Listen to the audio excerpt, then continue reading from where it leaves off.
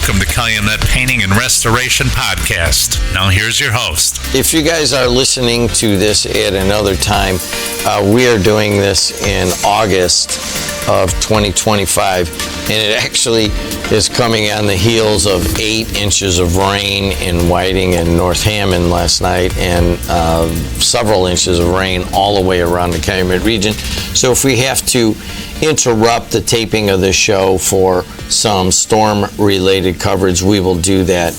But right now, we'll go on, and we're going to talk about cabinets with Calumet Painting and Restoration, Ricardo Suarez. You know what? It seems like you would be just talking about painting right now. Why are we talking about cabinets? Well, this time of the year, you know, we're kind of like turning the wheels and thinking about going inside. About November the 1st is when we typically go inside. And so we do a lot of, it's one of our niches that we have in our company. We have a couple guys that do really, really nice jobs of repainting cabinets. We have a real good following on it, and it's a great option for people that are thinking about, re-upping or remodeling their kitchen. And then they get the sticker price of when they start seeing what the cost of replacing cabinets and all that is. And it's just, some people don't realize they have an option. It's a great option to check out. And, I'd like to talk a little bit about some of our process and how we do it and some of the benefits I think people can achieve. It gives you a lot of choices in colors that you don't typically have when you're getting new cabinets. And I can talk to you a little bit about the different trends in color, the ones that we... Well, what are the different trends? Well, color-wise, typically, what we've been finding out, I think the last couple of years anyway, and trends change like from year to year. Sherwin-Williams has a different color of the year every year, so those type of things change. But right now, it seems like people have been choosing two-tone kind of colors, and what I mean by that is they'll take a dark gray, paint the bottom part of their cabinets, the bottom cabinets, the base cabinets, they'll paint those dark gray, and then the upper cabinets, they'll paint like a lighter gray. It gives it a real nice look to it, and a lot of it depends on the counter. Typically most people, if they have stone or whatever kind of counters, they usually leave those in, but sometimes we'll even change the counters out for them, and then they have those a lot of nice different looks on the laminate countertops that you can get at the big box stores. They actually have some really nice options of colors, and they call them high definition things. They got some real neat looks that they've come up with. So you can make a dramatic change in your kitchen without really breaking the bank. So just a great option for people who are thinking about doing it. Our estimates are free, so pick up the phone and call 219-844-7501, and one of the girls at the office, I shouldn't call them girls, they get mad at me, but one of my team members at the office will take care of you. What is the dividing line between painting your cabinets or getting new cabinets? Well, to me, is how dinged up they are. If they have damage, if the hinges are bad, if you can't fix the hinges and that kind of stuff, you get real ratty. Or if they've gotten a lot of water, maybe that's come over the sink and they've swollen the doors, and then you're looking at changing out the cabinets. But you can buy unpainted cabinets. They're a lot less expensive than finished ones, and then you can get them done and painted in any color you want, But typically, like if the cabinets is in, so shape, we can do a lot of cosmetics things to it. Then when we prime them and paint them, I'm telling you what, and especially like if you change the pulls, the hardware on them, the handles and the hinges and all that, you get a dramatic look, a big change in it, and a big upgrade to your house. I think if you talk to a realtor, I think that's one of the, if you're thinking about changing your house, this is one of the changes I think you get most of your money back on. So I think it's a great option for people. Some people have like homemade cabinets, like the older homes in Whiting. We've painted a lot of them because people don't want to rip them out because they're kind of authentic to the house. So those kind of things, are really nice to do because you can change the old hinges out and the pulls, and just those kind of things make a big difference in it. Then if you change the sink and the counter and all that, you're talking more money, but still it's I think it's a reasonable amount when you're comparing it to redoing the whole kitchen, buying new cabinets and all that stuff, you know. Well, I mean, I don't know if this is a factor, but like my aunt had this house over here on Indianapolis Boulevard. Yeah. And she had these cabinets that were really thick wood, like the good wood and the good hinges. Now she needed some new hinges, and it was very difficult to find them for this really old. I guess the spacing on the screws is different back in a long time ago. Sure. I think it was 2 screws versus I think most of the hinges now have 3 screws. Right? So it was hard for her to find it. But I remember them going back and forth. Well, gosh, why should we get new cabinets? And finally somebody came in and said, you know what? You can't buy cabinets with this kind of wood and this thickness and this quality of wood. It's usually a little bit less now. So she went through, had them all sanded and then refinished and stained and kind of went with a natural look on it. Now, is that an option? Yeah, that's an option. That's an expensive one to sand it all. It's a little more expensive because, it's just sand it down, or we would probably chemically remove as much as we could and then sand it down, you know. And that's it. To me personally, I hate throwing things that are still useful away, you know, with just a little bit of work. You talked about the hinges having, three holes as opposed to 2 or whatever. We can work through that. We can, readjust them, screw new holes in them. Yeah, I mean, if you're just buying new ones, you gotta. And it's like me with my doorknobs. My house is so old that all the doorknobs are those little doorknobs, and those are. You go over here to Calumet Lock and Key, and I'm like, hey, and they're like, what? Just you're gonna have to get a new door, or you're gonna have to re-drill, and it's not easy because on that you have to, if you want to. I mean, I have these really old, beautiful plank doors that I don't want to get anything new. So the way my brother did it was kind of made it a bigger hole, but it's over a little bit. So we had to kind of fill in the old hole. It was kind of hard to do. But if you really want to keep it, you can use the new hardware on it. But it won't have that exact same look and that kind of thing. You can't buy that kind of doorknob anymore, and you don't really want to anyways. But back to the cabinets. So why is right now such a good time to start thinking about cabinets? Right now, first of all, we're offering discounts for work that's done after November the 1st. So if it's something typically that most people can wait on like that, it's a good time to get us out there. The estimates are free. So like I tell people all the time, if you're kind of like kicking things around, the good place, the start is getting an estimate, especially if people are offering. Most contractors offer free estimates. So, I mean, you don't know what you don't know until you actually go through the process. So you need to start with the estimate so you know what kind of money you're talking about. And you may decide that, hey, you know what, they're going to carry me out in a box in this house, so I might decide to go with all new stuff. I mean, that's an option that you always have, but that's a decision you got to make. But the best way of making decisions is to look at your different options, see what the cost is, as opposed to getting something new, what the cost is of refurbishing what you have, so.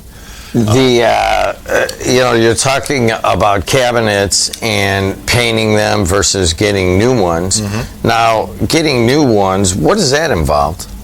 Well, getting new ones is actually just taking everything out, gutting the kitchen basically, not the walls, but sometimes they do that. But typically, if you're going to stay in the same space, you take all your cabinets out. Now, there's people that, we can do it, but there's probably people that do it better. I mean, you have like the box stores have the software where you can go in there and you just tell them the space, and they can kind of fit in right in front of your eyes. They'll put the kitchen together for you on a computer. It's a really nice system, and you get an idea what would fit in there, because there's all different size cabinets you can get, and they have different uses. So once you figure that out, then you can. You got an idea what you need to go with, now if you go to the big box stores, you're getting a little lower end cabinet, but you can take that plan if you don't want to buy it at that store, and take that plan and go into, get some factory, custom made ones, I guess And there's all kind of people that do that kind of stuff, So a lot of it depends on your budget. But that's what I would start with. Then you got to make decisions on the countertop if you want to go with stone, solid surface, or laminate ones. I like the solid surface ones. I can't think there's all different kind of brand names, but they're solid colors, or they have flex, and they give you more options of color as opposed to stone, which is a heavier. They all have maintenance on them. There's no such thing as maintenance free on them. So you just got to kind of read up about them a little bit, and it gives you some options, and then you kind of decide what you want on them. 219-845-1100 if you got any questions about any of this. I was going to say, I'm managing the chat right now for YouTube. I know you said some people wanted to email some questions in. Yeah. So we do have a chat live for those who are listening on YouTube.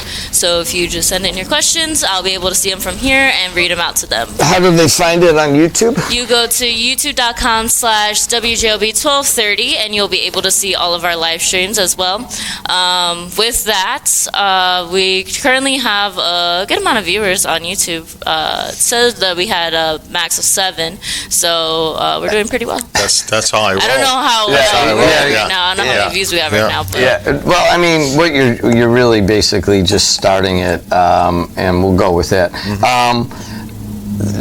The terms of doing a kitchen, I mean, we redid our whole kitchen at one time. Yeah. And we had to move out of the house for 2 weeks.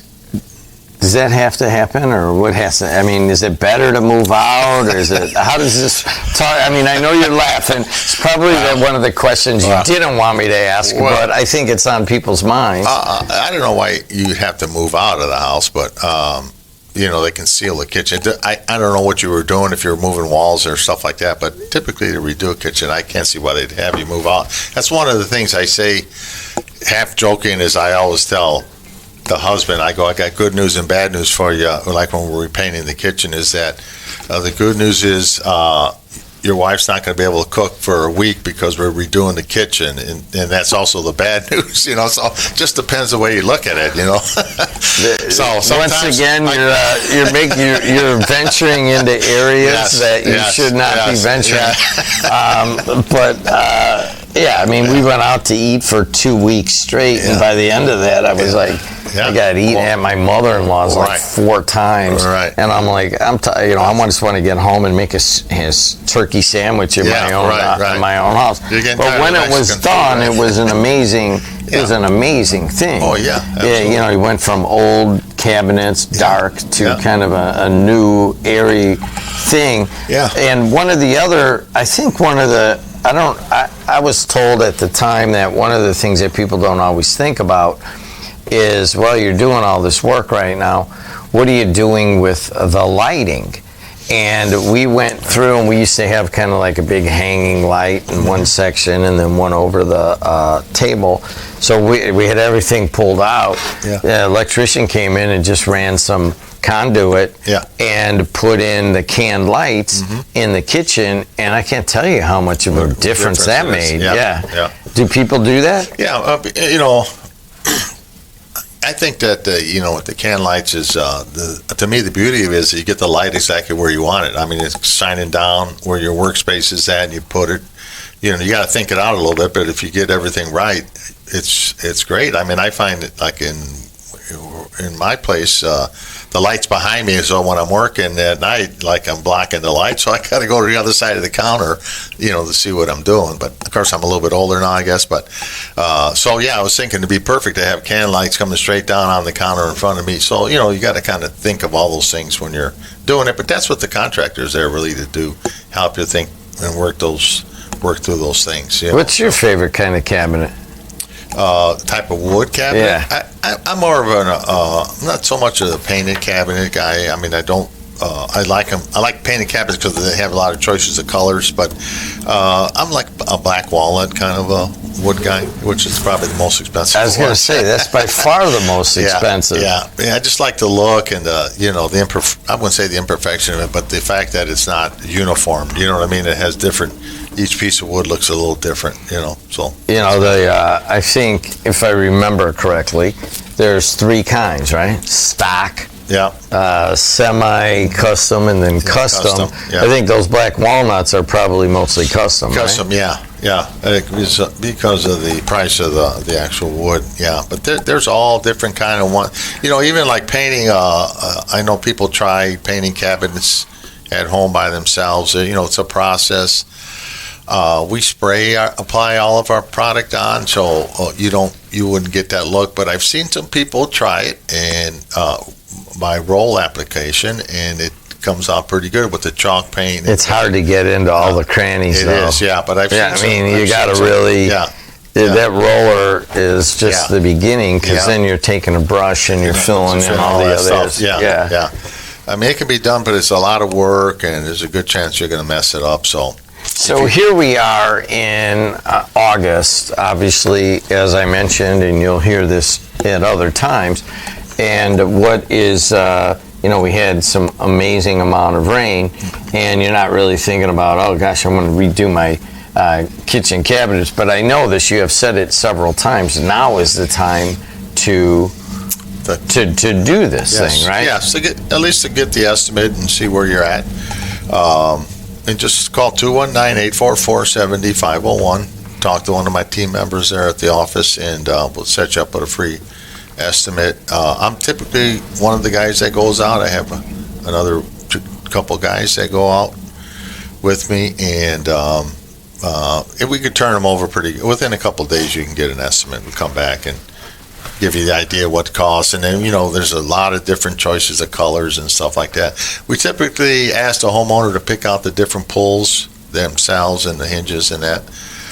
We can go get them from, but that's like a personal choice, so they have to do a little shopping themselves. But for the most part, the process is about 2-3 days. Yeah. Well, what about? It's only about 2 to 3 days. Well, to get the estimate back, the actual work, it's typically within a week. 3 to 5 days typically. I would say, 3 to 5 days. 3 on the short end, but around 5 days we typically get them done. So put back together. It's also the time of year where you will take bathroom estimates, right? Yes, yeah. And our bathroom side is really, really going well. We did Lake County show and the Porter County show.